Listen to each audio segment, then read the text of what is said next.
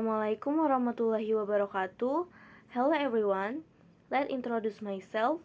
My name is Dina Taskia Salsabila. You can call me Dina.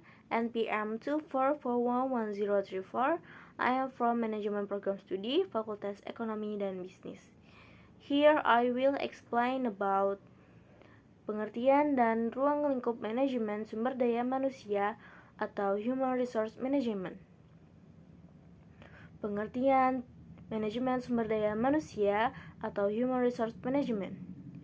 Human Resource Management atau manajemen sumber daya manusia adalah suatu proses perencanaan, pengorganisasian, pengarahan, dan pengawasan terhadap tenaga kerja dalam suatu organisasi untuk mencapai tujuan secara efektif dan efisien.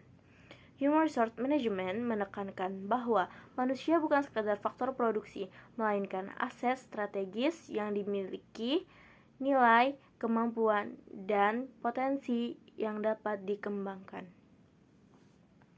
Human Resource Management mencakup semua kegiatan yang berhubungan dengan memperoleh, mengembangkan, memotivasi, dan mempertahankan tenaga kerja yang kompeten dan berkomitmen.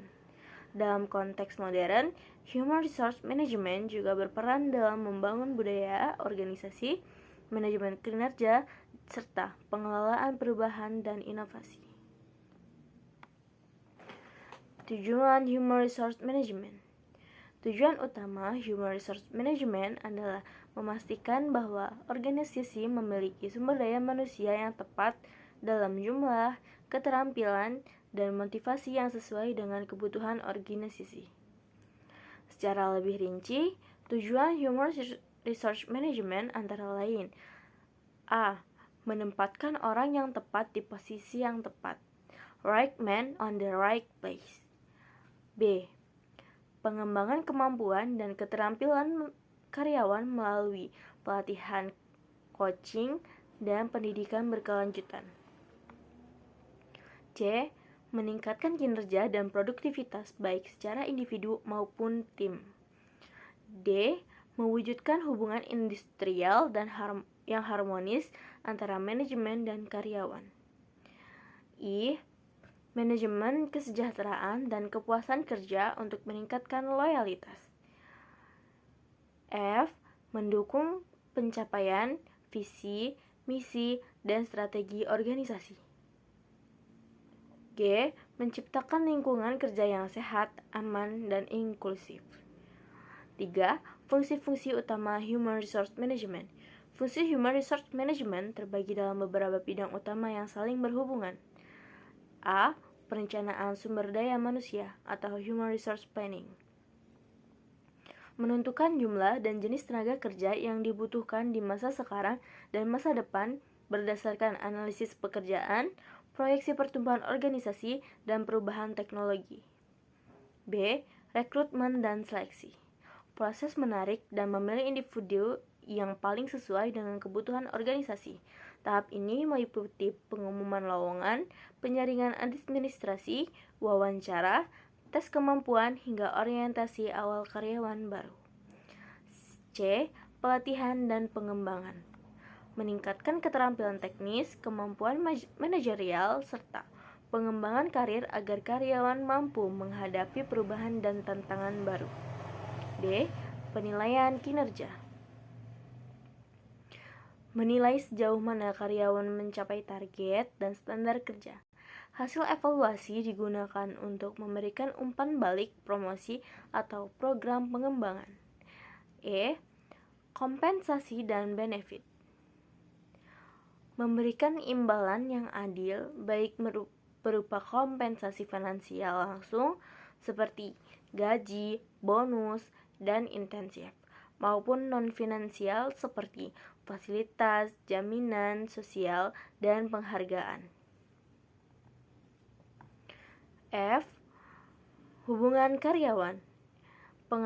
Mengatur hubungan kerja antar karyawan dengan manajemen agar tercipta kerjasama, komunikasi yang terbuka, dan penyelesaian konflik secara adil. G. Kesehatan dan keselamatan kerja. Menjamin kondisi kerja yang aman dan nyaman, mencegah kecelakaan, serta menjaga kesejahteraan fisik dan mental karyawan. H. Administrasi dan informasi sumber daya manusia.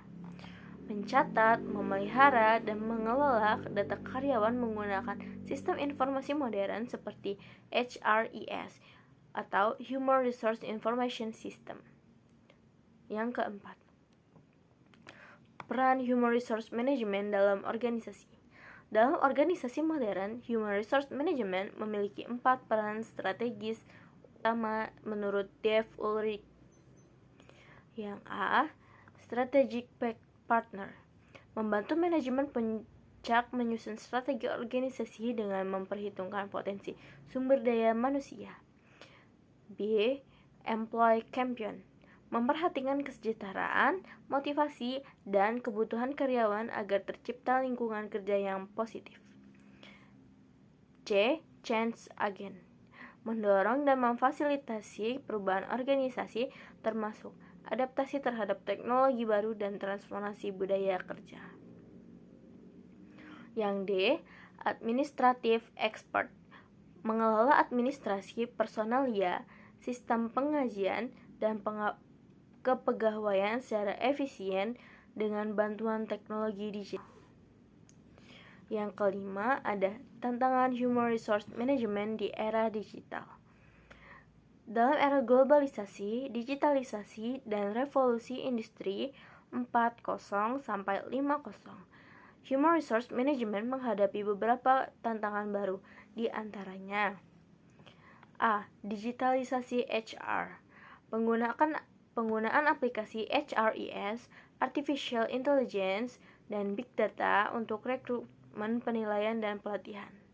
B. Perubahan pola kerja, munculnya sistem kerja jarak jauh dan kerja fleksibel. C. Kompetensi digital, karyawan dituntut untuk memiliki kemampuan teknologi dan adaptasi cepat terhadap perubahan. D. Keberagaman tenaga kerja, mengelola perbedaan gender, budaya, usia, dan latar belakang agar menjadi kekuatan organisasi. E.